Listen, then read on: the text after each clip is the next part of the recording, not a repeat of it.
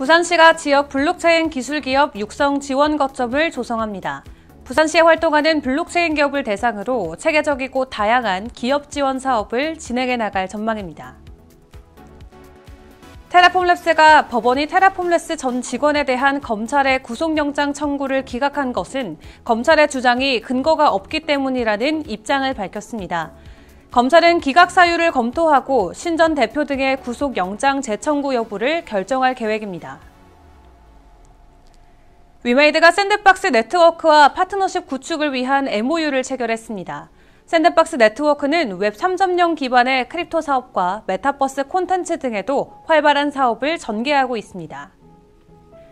헥슬란트가 탈중앙화 거래소 개발에 특화된 지갑 기능을 옥텟에 탑재했습니다. 해당 기능은 개인 지갑을 사용자가 직접 암호화할 수 있다는 게 특징입니다.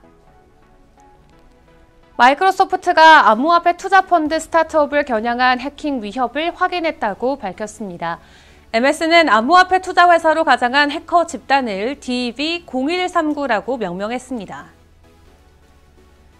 미국 텍사스주가 비트코인 채굴자의 전력 사용량을 줄이기 위한 프로그램을 실시합니다. 해당 프로그램은 전력 수요가 높은 기간 전력 소비를 낮추기 위해 비트코인 채굴자들에게도 인센티브를 제공하는 제도입니다.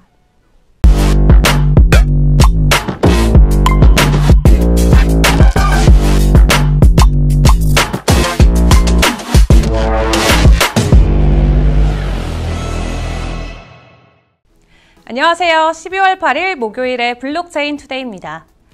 골드만삭스가 연준이 예상보다 더 오래 기준금리를 올릴 수 있다고 경고했습니다.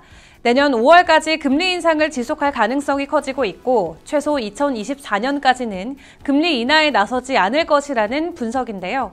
다만 이번 FOMC 회의에서도 속도 조절에 나설 것이라는 진단입니다.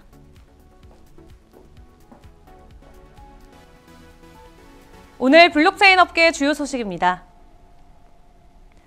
부산시가 지역 블록체인 기술기업 육성 지원 거점을 조성합니다. 부산시는 부산 블록체인 기술혁신지원센터 개소식을 열고 블록체인 기업에 대한 체계적인 지원에 박차를 가하겠다고 밝혔는데요. 지원센터 구축은 지난 5월 과학기술정보통신부와 한국인터넷진흥원의 지역 블록체인 기술혁신지원센터 구축 사업 공모에 전국 지자체 중에서 부산시가 최초로 선정돼서 추진됐습니다.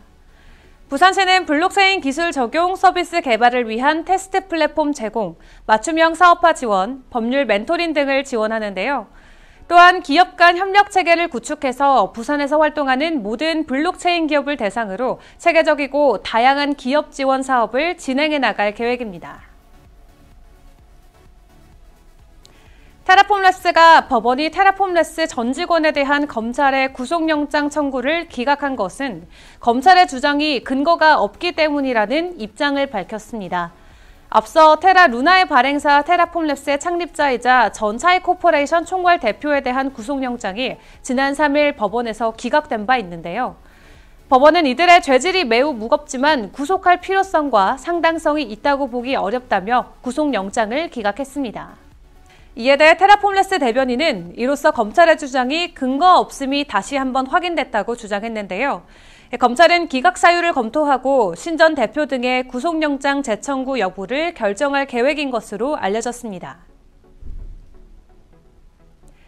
위메이드가 국내 기업 샌드박스 네트워크와 파트너십 구축을 위한 MOU를 체결했습니다. 샌드박스 네트워크는 인기 인플루언서 도티와 이필성 대표가 공동 설립한 MCN 기업인데요.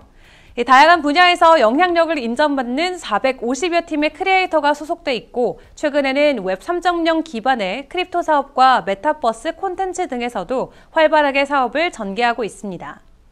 이번 MOU로 위메이드는 샌드박스 네트워크와 블록체인 게임, 그리고 게임 플랫폼 위믹스 3.0 온보딩 등 파트너십을 체결했고요. 블록체인 기술을 활용한 다양한 사업 확장에 나설 계획이라고 합니다. 이에 대해 장영국 위메이드 대표는 모든 콘텐츠는 블록체인 위에서 새로운 디지털 이코노미를 구현하게 될 것이라고 전했습니다. 블록체인 기업 헥슬란트가 탈중앙화 거래소 개발에 특화된 지갑 기능을 옥텟에 탑재했습니다. 옥텟은 블록체인 지갑 개발 서비스로 고객사 서비스 내에 인앱 형태로 탑재될 수 있는데요. 최근 FTX 사태로 거래소 투명성이 강조되면서 사용자 지갑 간의 거래를 온체인상에서 지원하는 기능을 추가로 개발했습니다. 해당 기능은 개인 지갑을 사용자가 직접 암호화할 수 있다는 게 특징인데요.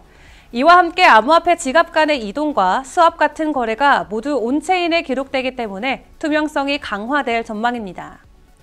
헥슬란트는 이번 업데이트를 통해서 온체인 내 트랜잭션이 더욱 증가할 것으로 보고 있는데, 또한 사용자 간 거래를 직접적으로 온체인에서 볼 수 있기 때문에 거래소 별도의 잔고 인증 없이도 FTX와 같은 시장 문제를 예방할 수 있을 것으로 예상됩니다. 마이크로소프트가 암호화폐 투자 펀드 스타트업을 겨냥한 해킹 위협을 확인했다고 밝혔습니다. 마이크로소프트는 암호화폐 투자 회사로 가장한 해커 집단을 DEV0139라고 명명했는데요. 이들은 잘 조작된 악성 프로그램을 이용해서 엑셀 파일을 미끼로 만들어 피해자의 시스템을 감염시키거나 OKX 직원들의 가짜 프로필을 이용해서 VIP 고객과 암호화폐 거래소 간의 의사소통을 위한 텔레그램 그룹에 가입하기도 했습니다. MS는 지난 6월에도 비슷한 사례가 있어서 동일 배후의 사건으로 보고 있는데, MS는 DEV0139는 북한의 국영 해커 집단 라자루스와 관련된 사이버 보안업체 볼렉서티와 같은 행위자로 보고 있다며, 이들은 애플저스와 MSI로 알려진 변형 멀웨어를 사용한다고 설명했습니다.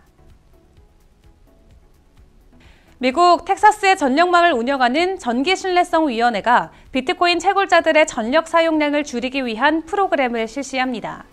ERCOT는 비트코인 채굴자들의 전력 사용량을 줄이기 위한 LFL 프로그램을 빠르면 다음 달부터 실시한다고 전했는데요. 해당 프로그램은 전력 수요가 높은 기간 전력 소비를 낮추기 위해 비트코인 채굴자에게 인센티브를 제공하는 제도입니다. 이는 암호화폐 산업이 전력과 관련된 스트레스를 가중시킨다는 우려를 완화하기 위한 조치로 풀이가 되는데요. 해당 프로그램은 스위치 조작만으로 전력 낭비를 줄일 수 있고 장기적인 규정이 구축될 때까지 일시적으로 추진될 예정입니다. 암호화폐 시장의 악재가 계속되고 있음에도 비트코인 도미넌스는 40% 안팎에서 정체돼 있습니다. 이는 투자자들의 시장 이탈이 영향을 끼치고 있는 것으로 분석이 되는데요. 더욱더 자세한 비트코인 전망과 차트 분석은 정오에 방영되는 블록체인 투데이 플러스에서 함께하겠습니다. 그럼 소통의 시간에 만나요.